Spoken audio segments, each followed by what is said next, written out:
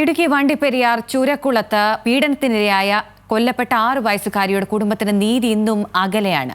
പ്രതിയെന്ന് police കണ്ടെത്തിയ യുവാവിനെ തെളിവുകളുടെ അഭാവത്തിൽ കട്ടപ്പന അതിവേഗ പോക്സോ കോടതി വെറുതെ വിട്ടിരുന്നു. കുടുംബം ഹൈക്കോടതിയിൽ അപ്പീൽ നൽകി 1 വർഷം പിന്നിടുമ്പോൾ പ്രോസിക്യൂട്ടറെ പോലും നിയമിക്കാൻ സർക്കാർ തയ്യാറായിട്ടില്ലെന്ന് പെൺകുട്ടിയുടെ പിതാവ് പറയുന്നു.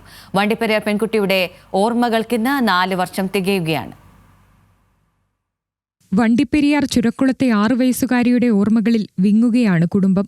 ക്രൂരപീഡനത്തിനിരയായി കൊല്ലപ്പെട്ട് 4 വർഷം കഴിയുമ്പോൾ മകൾക്ക് നീതി തേടി അലയുകയാണ് അച്ഛനും അമ്മയും. 2021 ജൂൺ 30-നാണ് ചുരക്കുളത്തെ എസ്റ്റേറ്റ് ലയത്തിനുള്ളിൽ 6 വയസ്സുകാരിയായ പെൺകുട്ടിയെ തൂങ്ങി മരിച്ച നിലയിൽ കണ്ടെത്തിയത്. കൊലപാതകമെന്ന് സ്ഥിരീകരിച്ച പോലീസ് പെൺകുട്ടിയുടെ അയൽവാസിയായ യുവാവിനെ അറസ്റ്റ് ചെയ്തിരുന്നു. 2 വർഷം നീണ്ടുനിന്ന വിചാരണയ്ക്കൊടുവിൽ 2023 ഡിസംബർ 14-ന് തെളിവുകളുടെ അഭാവത്തിൽ പ്രതിയെന്ന് കണ്ടെത്തിയയാളെ കോടതി വെറുതെ വിട്ടു. നീതി നിഷേധിക്കപ്പെട്ട പെൺകുട്ടിയുടെ കുടുംബം ഹൈക്കോടതിയിൽ അപ്പീൽ നൽകിയെങ്കിലും സർക്കാർ ഇതുവരെ പ്രോസിക്യൂട്ടറെ നിയമിക്കാൻ തയ്യാറായിട്ടില്ലെന്ന് കുടുംബം ഏറെ വേദനയോടെ പറയുന്നു. നല്ലൊരു വിധി ഉണ്ടാകും എന്ന് പറഞ്ഞ് പ്രതീക്ഷിച്ച് 2.5 വർഷക്കാലം ഇങ്ങനെ കാത്തിരിക്കുമ്പോഴാണ് അവിടെ ഇവനെ വെറുതെ വിട്ടുകൊണ്ട് ഒരു വിധി പറയുന്നത്. കേസ് ഡിസ്പോസ് എന്ന് പറഞ്ഞ് ജഡ്ജി പറയുന്നു. നമുക്കത് ഒരിക്കലും അംഗീകരിക്കാൻ താങ്ങാൻ പറ്റാത്തൊരു സങ്കടമായിപ്പോയി.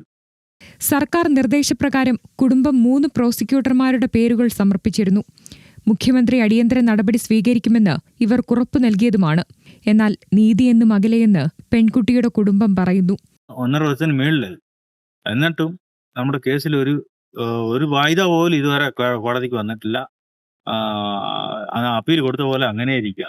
നിലവിൽ പ്രോസിക്യൂഷനെ നിയമിക്കുന്നതിലെ നടപടികൾ വൈകുന്നതിൽ രാഷ്ട്രീയ ഇടപെടലുണ്ടെന്നാണ് ആരോപണം. സംഭവം നടന്ന പോലീസ് ദിവസങ്ങൾക്കുള്ളിൽ കണ്ടെത്തിയ അയൽവാസിയല്ല പ്രതിയെങ്കിൽ പിന്നെ ആരെന്ന ചോദ്യമാണ് ബാക്കി. മനുഷ്യ മനസാക്ഷിയെ മരവിപ്പിച്ച പ്രമാദമായ കേസിൽ നിയമ നടപടികൾ തടസ്സപ്പെട്ടുവെന്നത് തന്നെ ഗുരുതര നീതിനിഷേധമാണ്.